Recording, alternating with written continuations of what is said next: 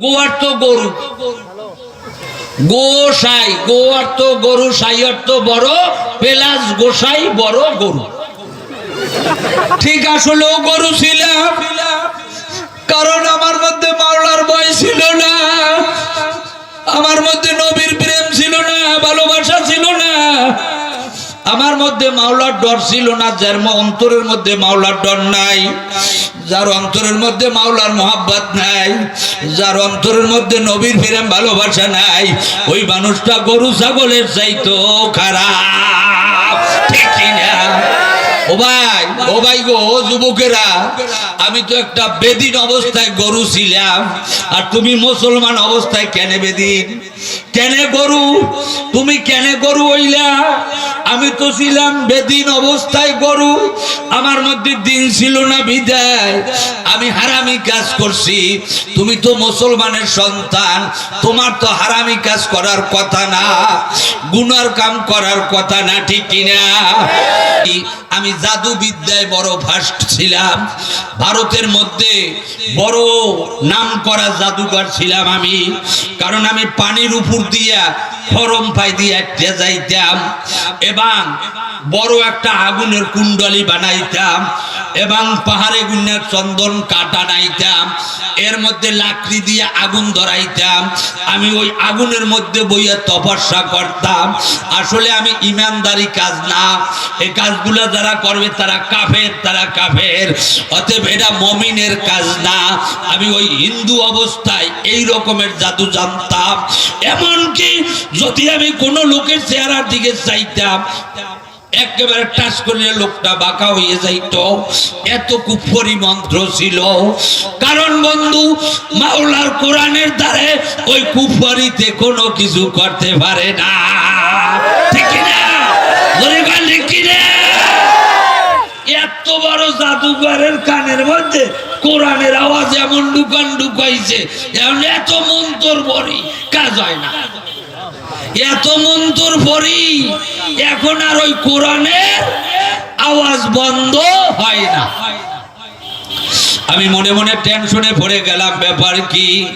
আস্তে আস্তে স্কুলে গেলাম, স্কুলে যাওয়ার পরে এখন আর ভালো লাগে না, বড় অস্থির, বড় টেনশন, বড় অস্থির, বড় টেনশন। আমার এক উস্তাদজি ছিল মুসলমান, তিনি আমার ডরে পলাইয়ে থাকতো, বিদায়ের আগে শেষ ঘন্টায় উনি আমাকে পড়াইতো। এই অবস্থায় আমি ওনারে দেখে দাঁড় করছি, উনি কাঁপতেছে, না জানি আজ অপমান করি। আমি বলি, ওস্তাদ ভয় নাই, একটা কথা জিজ্ঞাসা করব, এই লেখাটা কোথায় আছে? আল্লাহর বান্দায় কান্দে আর কয়, বাবা অনুকূল রে, এটা আমার মাওলার কোরআনের আয়াত, কে তোমার হাতে উঠাইয়াতে চায়? আমি বলি, আমি এটা জানতে চাই যে দেখব না দেব সেটার দরকার নাই, এটা কোরআনে আছে কি নাই? বলে হ্যাঁ কোরআনে আছে। মনে মনে উনি আবার ফাটকি দেয় কিনা, তো আমার আর একটু যাচাই করা লাগে। আমি আবার আর এক আলেমের কাছে, মুসলমানের আলেম, তার কাছে গেলাম, যাওয়ার পরে তিনিও ভয় পাইছে। জিজ্ঞাসা করলাম, এটা আছে কোথায় লেখা? বলে আমার মাওলার কোরআনে লেখা আছে। যখন বলছে কোরআনে লেখা আছে, তখন আমি মনে মনে চিন্তা করলাম, মুমিন কোনোদিন মিথ্যা বলে না। ঠিক না? মুমিনেরা কোনোদিন মিথ্যা বলে না, আর হিন্দুরা কোনোদিন সত্য কথা বলে না। এটার প্রমাণ আমি নিজে, কারণ আমি ব্রাহ্মণ ছিলাম, ব্রাহ্মণ থাকাকালীন আমি একটা মন্ত্র পড়াইতাম। মন্ত্রটা পড়ানোর সময় কানে কানে আগে কইতাম, আগে আগে স্বীকার করাইতাম, পদার্থং তপস্যং কৃষ্ণং নমস্তি। এ শোন, এই কথা আমার কথা কারো কাছে যদি কও, তোর 14 গোষ্ঠী নরকে যাইবে। এইটা স্বীকার করাইতাম আগে। কৃষ্ণং তপস্যা, আমি যে তপস্যা করতেছি এ কথা কারো কাছে বলতে পারবি না, যদি বলো তাহলে তুই নরকে যাবি। এই এর সামনে একটা বড় আনন্দের কথা আছে মুসলমানের জন্য। এবার দেখেন, আপনি নবীর উম্মত হইয়া ঠকছেন না যাচ্ছেন। হিন্দু বৌদ্ধ খ্রিস্টান, আমি ভারতে গয়াকাশী বৃন্দাবনে গেছি একবার মুসলমান হওয়ার পরে। যাওয়ার পরে বেদ পুরন দিয়ে যে ওয়াজ করছি তখন একশের মুসলমান হয়ে গেছে। হওয়ার পরে আমার 3 মাস ভারতের জেলে আটকাই রাখছিল। 3 মাসের মধ্যে ভাতও দেয় না, পানিও দেয় না। এরপরে আমি বহুত কৌশল খাটাইয়া এরপরে কোর্টে হাজির হইছি। কোর্টে হাজির হওয়ার পরে আমি জজের কাছে, জজ জিজ্ঞাসা করে যে আপনি জাদুবিদ্যা মুসলমান করেন, তাহলে আপনি একটা বোকা মানুষ। আমি জজ, আমি বোকা? কিসের জজ? যেই জজের মধ্যে জ্ঞান নাই সেটা বোকা। আপনি তো বেদ পড়তে পারেন না। কয় না। যেই কইছি বেদ পড়তে পারেন না তখন কয় না, আস্তে চুপ হয়ে গেছে। এখন আর কথা নাই। এত বড় একটা জজ, সেই বেদ পড়তে পারবে না, এটা বলত না? কথা কেন না কেন?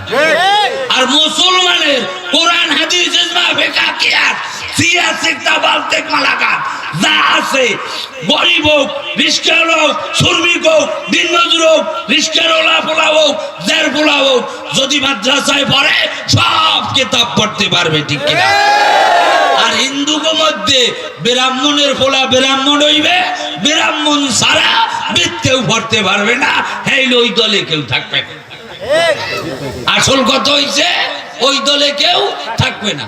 তো মরার কালে কি মন্ত্রটা পড়ায়, এইবার ভালো করে কান বাজতে উল্লে যায়। এই অবস্থায় মন্ত্র পড়াইতা, কি মন্ত্রটা শুনবেন? মন্ত্র শেষে জোরে সুবহানাল্লাহ কইতে পারলে শোনা মনে হয় না, পারবেন তো? হ্যাঁ, এইবার দেখেন বেদিনে গো গ্রন্থের মধ্যে কত সুন্দর মজার কথা লেখা, এরপরও ওই গরুর দলে বোঝে না, কিন্তু মরার কালে পড়িয়া মরে, মরার কালে পড়িয়া মরে, এর আগে না। কি পরে? বৈষ্ণব নমস্তি পরম যজ্ঞ তপস্যাং নম লীলাং পরম সতং বিষ্ণু আল্লাহ পরম সত্যং বিষ্ণু মুহাম্মদং তপস্যা বিনতি বৈশ্ব নমস্তি সত পরমভক্তি মঙ্গলা মঙ্গলা ব্রহ্ম বৈশ্ব তপস্যা নম। জোরে বলেন সুবহানাল্লাহ। এখানে হিন্দি ভাষা, ভাষাটা হলো একটু বেতাল, ভাষাটা নিয়ে বেতাল, ভাষাটা হয়েছে হিন্দি। হিন্দি ভাষায় বললে নবীর নাম লওয়া যায়, হিন্দিতে, আরবিতে, উর্দুতে, ফার্সিতে, ইংলিশে, যেটাই জানি পড়া যাইবে, কোনো সমস্যা নাই। এখন এইখানে হিন্দি ভাষায় কয় লাইলাং, মানে আল্লাহ ব্যতীত কোনো মাবুদ নাই। লাইলাং, আল্লাহ ব্যতীত কোনো মাবুদ নাই। বিষ্ণুং পদাত্তাং মুহাম্মাদাং, বিষ্ণু নামে।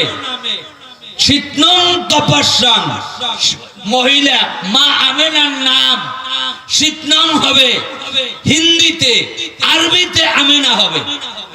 আব্দুল্লাহ তার বাবার নাম হবে, মোহাম্মদ যার নাম হবে হিন্দিতে, তার নাম হিন্দিতে বিষ্ণু হবে, হিন্দিতে তার নাম হবে বিষ্ণু, আরবিতে মোহাম্মদ।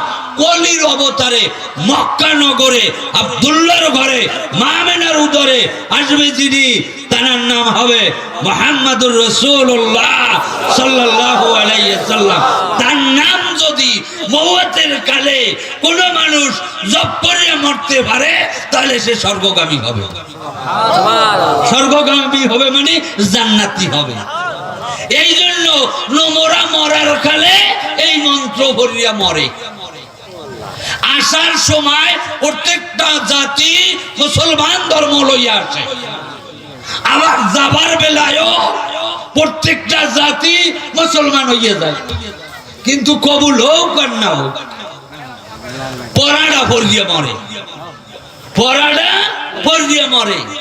আর আর বিজাতিরা যদি এই কাম পড়িয়া মরতে পারে, আর আমরা মুসলমানের ঘরে জন্ম নিলেন, আপনার তো 24 ঘন্টাই ওই মুহাম্মাদের নাম জবানে থাকার দরকার, ঠিক কিনা? নবীর প্রেম ভালোবাসার দরকার আছে কি নাই? আছে তো? আল্লাহ